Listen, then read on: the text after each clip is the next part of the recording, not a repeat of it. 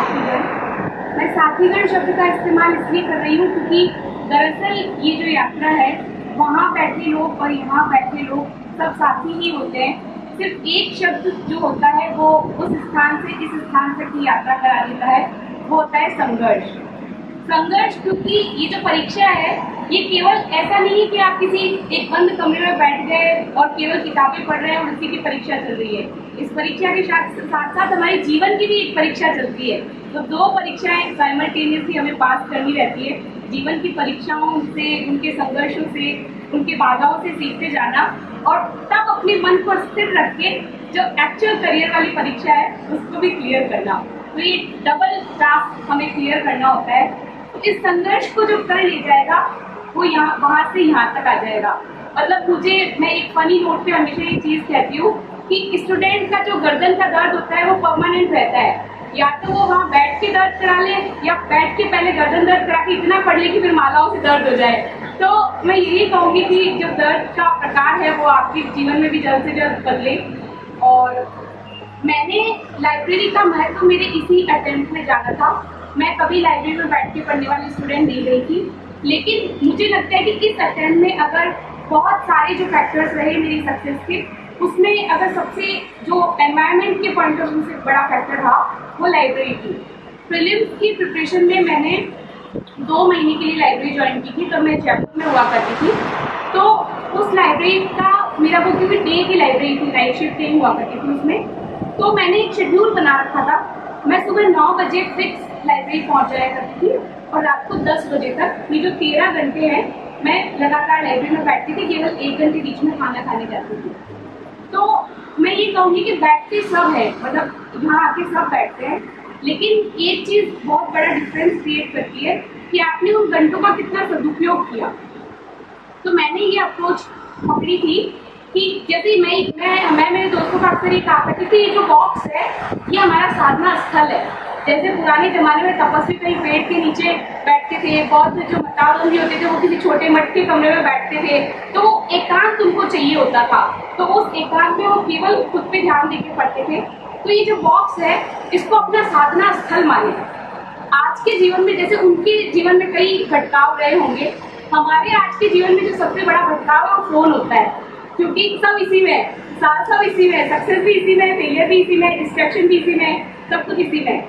तो मैंने सिंपल सा लाइफ के लिए रूल बना रखा था कि मैं एक बार लाइब्रेरी में एंटर करने के बाद में फोन यूज नहीं करूँगी।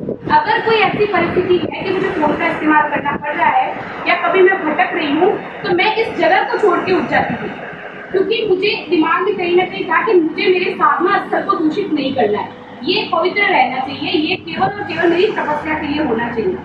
तो ये एक नियम आप लोग भी बनाएं, लाइब्रेरी में आने के बाद फोन का इस्तेमाल ना करें। और अगर आवश्यकता है ऐसी, और कई बार ऐसा होता है, मतलब मैं तो उन परिस्थितियों से भी निकली हूँ कि रूम पे पढ़ती थी तो लगता था हाय हाय कुछ नहीं हो रहा, मैं लाइब्रेरी दौड़ के भागती थी, फिर लाइब्रेरी जाती थी, मैं लगता था हाय हाय कुछ नहीं हो रहा, फिर मैं रूम से दौड़ के भागती थी। तो ये डीमोटिवेशन बहुत बड़ा हिस्सा इस एग्जाम का होता है। तो जब भी डीमोटिवेट हो अपने आप को वापस मोटिवेट करें, ऐसे ही चलता रहेगा, बस पढ़ते रहे। डिसिप्लिन जो होता है वो वास्तव में कहने में लगता है कि अनुशासन रखो, लेकिन इसको एग्जीक्यूट बहुत कम लोग करते हैं, मतलब अपने जीवन में उतारना इसको बहुत मुश्किल होता है। तो आप इसको अपने जीवन में उतारो। जब आप एक बार उतारोगे तब आपको कंसिस्टेंसी, जो निरंतरता होती है, उसका महत्व समझ में आएगा। क्योंकि एक 800 पन्ने की या 1000 पन्ने की किताब को आप ओवरनाइट तो नहीं तैयार कर लोगे, आपको रोज उसके 20-20, 25-25 पन्ने पढ़ने पड़ेंगे। तो एक दिन धीरे धीरे सारे पन्ने तैयार हो जाएंगे और एक बुक भी तैयार हो जाएगी और धीरे धीरे सिलेबस भी कंप्लीट हो जाएगा। तो एक कविता, मेरी बड़ी प्रसिद्ध कविता है, मैं सुबह बड़ी लेट उठती हूँ तो मेरे से उठा नहीं जाता था, तो मैं एक यूट्यूब पे कविता है अज्ञे साहब की लिखी हुई, उस कविता को मैं रोज सुबह जब मेरी आंखें नहीं खुलती थी तो चलाया करती थी। उसकी कुछ पंक्तियां मैं आपको सुनाना चाहूंगी। चल उड़चल हारे लिए हाथ में यही अकेला ओछा तिनका। उन्होंने लिखा है ओछा तिनका। ओछा तिनका मतलब उसका साइज बहुत छोटा है। चिड़िया का घोंसला एक बार में नहीं बन जाता है, वो रोज थोड़ा उठा के लेके जाती है। ऐसे ही हमें रोज थोड़ा लाइब्रेरी में आके पढ़ना रहेगा। चल उड़चल हारे लिए हाथ में यही अकेला ओछा तिनका, उषा जाग उठी प्राची में कैसी बाट भरोसा तिनका।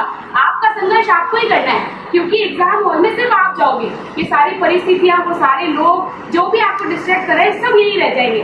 वहाँ आपका दिमाग जाता है, आप जाते हो, आपका पेन जाता है, वो जो हो गया बस वो हो गया।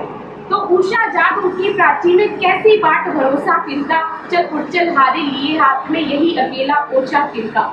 शक्ति रही तेरे हाथों में, रुक न जाए यह चाह सृजन की चाह, जीवन में कुछ निर्माण करने की चाह। शक्ति रहे तेरे हाथों में, रुक न जाए यह चाह सृजन की, शक्ति रहे तेरे जीवन में, रुक न जाए यह गति जीवन की। ऊपर ऊपर ऊपर ऊपर, नीचे नहीं गिरना है, भले एक कदम रोज आगे बढ़ो, पर ऊपर जाने की तमन्ना रखनी है। ऊपर ऊपर ऊपर ऊपर बढ़ा चीरता चल दिगमंडल, ये आकाश बहुत बड़ा है, अपने सपनों की ऊंचाई इससे भी ऊपर होनी चाहिए।